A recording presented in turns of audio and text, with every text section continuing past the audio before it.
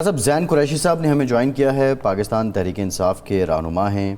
اب I'm not sure کہ آپ ابھی تک سنی اتحاد کونسل کے ایم این اے ہیں یا پی ٹی آئی کے، بٹ ویلکم زین صاحب۔ زین صاحب یہ بتائیے کہ جلسے سے متعلق جو اس وقت انڈرسٹینڈنگ آپ کی اور اسلام آباد ایڈمنسٹریشن کی چل رہی ہے، اس سے تو یہ لگتا ہے کہ ضلعی انتظامیہ پوری طرح آپ کو فیسیلیٹیٹ کر رہی ہے اور یہ محبت اور مروت کا موسم چل نکلا ہے، تو کیا واقعی ایسا ہے کہ انڈرسٹینڈنگ کے نتیجے میں یہ جلسہ ہو رہا ہے؟ شکریہ، آپ نے پروگرام میں دعوت دی۔ میں آپ کی مشکل آسان کر دیتا ہوں۔ میں پاکستان تحریک انصاف کا ایم این اے ہوں اور میں ان 39 ایم این ایز میں ہوں جن کو supreme court of Pakistan declare کر چکی ہے پاکستان تحریک انصاف۔ اب اگر الیکشن کمیشن وہ نہ مانے اور اس میں رخنہ اندازی کرے تو وہ آپ اگلی دفعہ کوئی الیکشن کمیشن کا نمائندہ آپ کے پاس آئے اس سے سوال کیجیے گا، لیکن آپ کی اطلاع کے لیے اور قوم کی اطلاع کے لیے پاکستان تحریک انصاف کے ممبرز ہیں۔ جہاں تک بات ہے جلسے کی، 8 تاریخ کے جلسے کی، تو آپ کے علم میں ہے کہ عمران خان صاحب نے ہمیں ہمیشہ یہ ہدایت کی تھی کہ آپ نے اجازت کے ساتھ اور این او سی کے ساتھ جلسہ کرنا ہے، اور ہم حکومت کو یہی کہتے رہے کہ جی ہمیں اس کی پراپر اجازت دی جائے، گو اہیڈ دیا جائے جا کے ہم کام کریں۔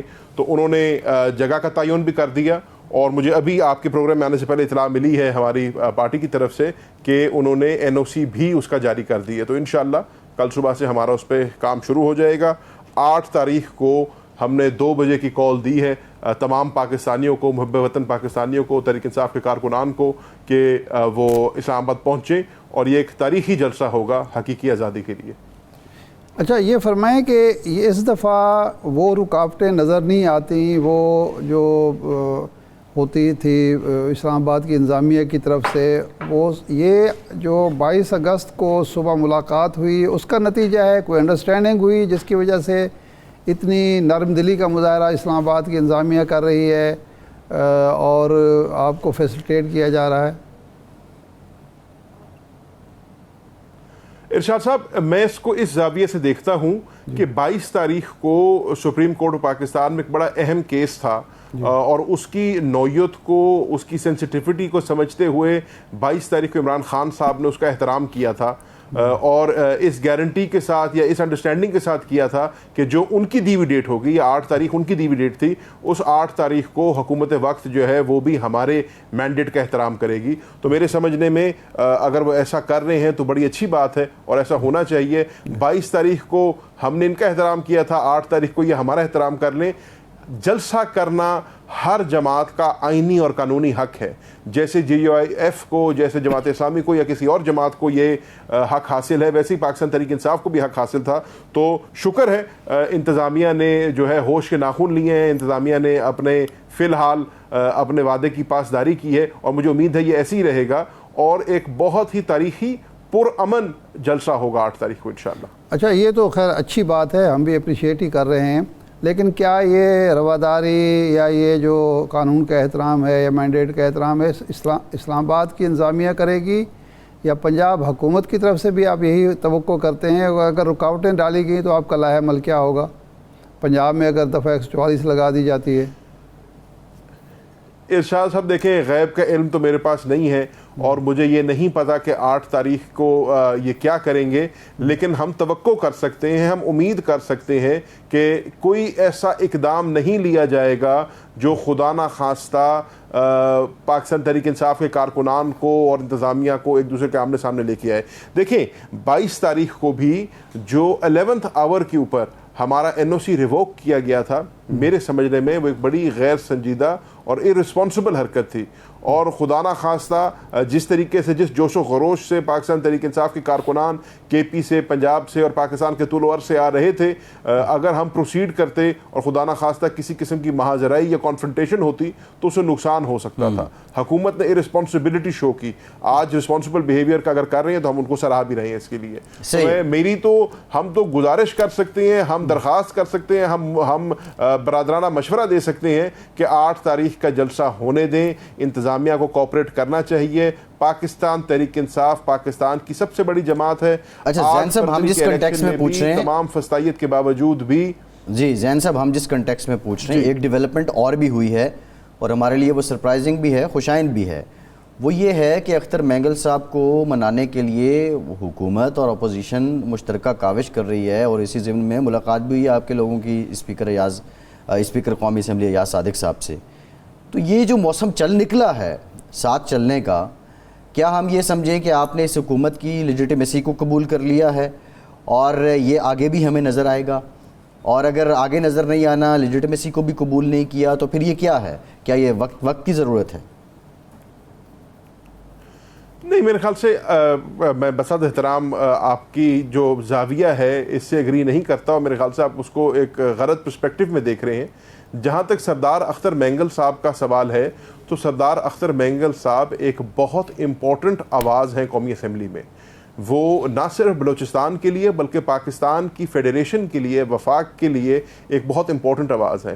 آج اگر ہم سردار اختر مینگل صاحب کی آواز کو کھو دیتے ہیں تو میرے سمجھنے میں بلوچستان کا نہیں پاکستان کا نقصان ہوگا. اور پاکستان تحریک انصاف کا اور ہمارا جو پلیٹ فارم ہے تحریک تحفظ آئین پاکستان کا، ہم سب کا یہ ماننا ہے کہ ہمیں جتنی کوشش کرنی چاہیے سردار صاحب کو واپس لانے کے لیے. امپورٹنٹ چیز یہ ہے کہ سردار صاحب جو گفتگو کر رہے ہیں وہ کیا وجوہات ہیں جس کی وجہ سے سردار صاحب کو آج اتنا ایکسٹریم سٹیپ لینا پڑا ہے، جو کہ آخری سٹیپ ہوتا ہے کسی بھی ممبر کا کہ وہ استعفیٰ دے دیتا ہے. تو اس کے اوپر حکومت کو غور کرنا چاہیے. ابھی آپ اپنے پروگرام کے شروع میں جو بات کر رہے تھے اور آپ ذکر کر رہے تھے کہ جو آج پریس کانفرنس ہوئی، تو اس میں آپ کو یہ دیکھنا ہوگا کہ بلوچستان کے جو مسائل ہیں وہ سال 2 سال کے نہیں ہیں، پچھلے 70-75 سال سے بلوچستان کے مسائل ہیں.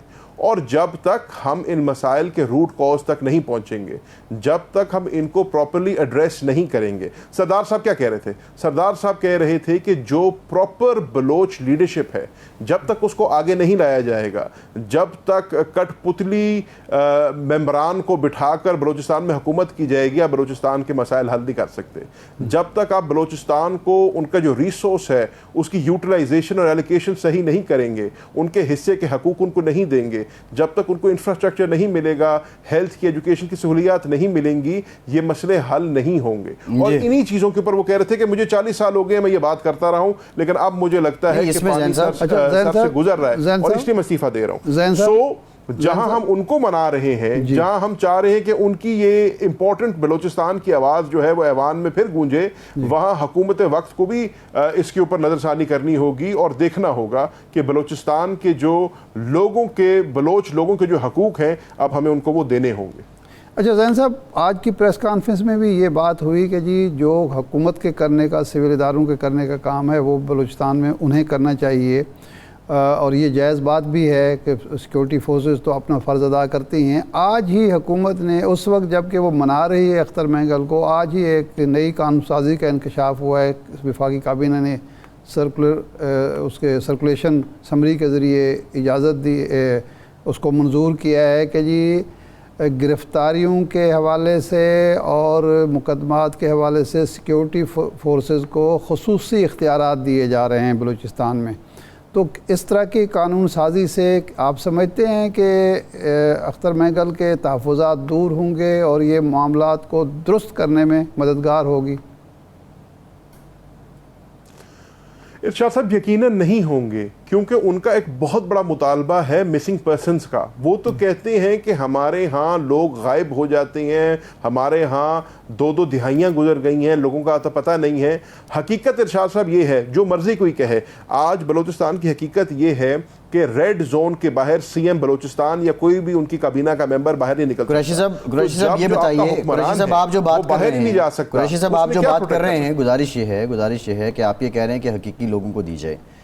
یہ زیادہ دور کی بات نہیں ہے، یہ آپ کے دور حکومت کی بات ہے کہ باپ کی مدد سے باپ کی وہاں پہ حکومت لائی گئی. جب باپ پارٹی، فیصل بھائی میں آپ کو یہیں پہ روک دیتا ہوں، میں کسی کے دور حکومت کی بات نہیں کر رہا، میں تو ایز اے پاکستانی بات کر رہا ہوں کہ ہم سب نے غلطیاں کی ہیں، یہ غلطی سب سے ہوئی ہے. لیکن جس نہج پہ آج بلوچستان پہنچ گیا ہے، ہمیں اس کو حکومتوں میں نہیں بانٹنا، ہمیں ان کو سیاسی جماعتوں میں نہیں بانٹنا، ہمیں بلوچ لوگوں کے ایشوز کو ریڈریس کرنا ہے. میں اپنے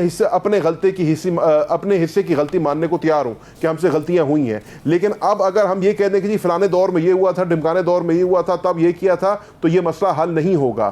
جو بلوچستان میں اتنی گھمبیر صورتحال ہو گئی ہے، قتل و غارت پہ بات پہنچ گئی ہے، لوگوں کو نشانہ بنا کر شناختی کارڈ دیکھ کے ان کو جو ہے حملہ کیا جا رہا ہے، تو اس چیز کے اوپر ہمیں ایز اے قوم، من حیث القوم بیٹھ کے اس پہ بات کرنی ہوگی. تو میں یہ بالکل نہیں کہنا چاہتا کہ اس حکومت نے یہ کیا یا اس حکومت نے یہ کیا. آخری سوال، کیونکہ آپ کے پاس وقت کی کمی ہے، یہ فرمائیں کہ آل پارٹیز کانفرنس کی بات ہو رہی ہے، آپ بلانا چاہتے ہیں تحریک تحفظ آئین پاکستان کے پلیٹ فارم سے، شاہد خاقان عباسی سے بھی محمود اجگری صاحب کی بات ہوئی ہے.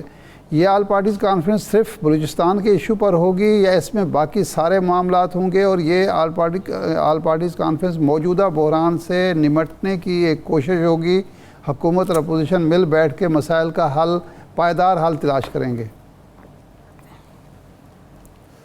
ارشاد صاحب آپ نے درست فرمایا. ابھی کے لیے جو سب سے امپورٹنٹ اور برننگ ایشو ہے وہ بلوچستان کا ایشو ہے. یہ کانسٹنٹلی ایوالونگ سچویشن ہے. تو اس کے اوپر جو ہمارا پلیٹ فارم ہے تحریک تحفظ آئین پاکستان کا، اور ہم نے فیصلہ کیا ہے کہ اے پی سی بلانی چاہیے.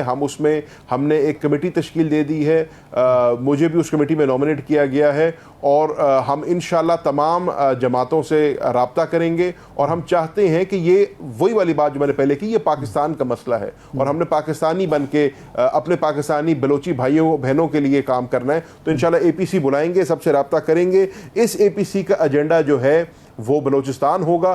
اللہ کرے اس میں سے کوئی سحر حاصل گفتگو ہو سکے، اس میں سے ہم ایک دوسرے کو قائل کر سکیں، بلوچستان کی بہتری کر سکیں. اور انشاءاللہ اگر اس میں اچھی پیش رفت ہوتی ہے تو یہ ممکن ہے اور توقع کی جا سکتی ہے کہ مزید امور پر بھی بہتری. ایک اور سوال کی اجازت دے دیں کہ یہ جو اے پی سی ہوگی، اس میں مسلم لیگ کو، پیپلز پارٹی کو، ایم کیو ایم کو بھی آپ مدعو کریں گے جن سے آپ مذاکرات کے لیے پہلے تیار نہیں تھے؟ دیکھیں، میں نے پھر آپ سے عرض کیا کہ یہ کیونکہ بلوچستان کے مسئلے کے لیے ایشو ہے، تو ہماری کوشش ہوگی کہ تمام پارٹیز، اے پی سی کا مطلب ہے آل پارٹیز جو ہیں، اس کے اندر شرکت فرمائیں، اپنا حصہ ڈالیں.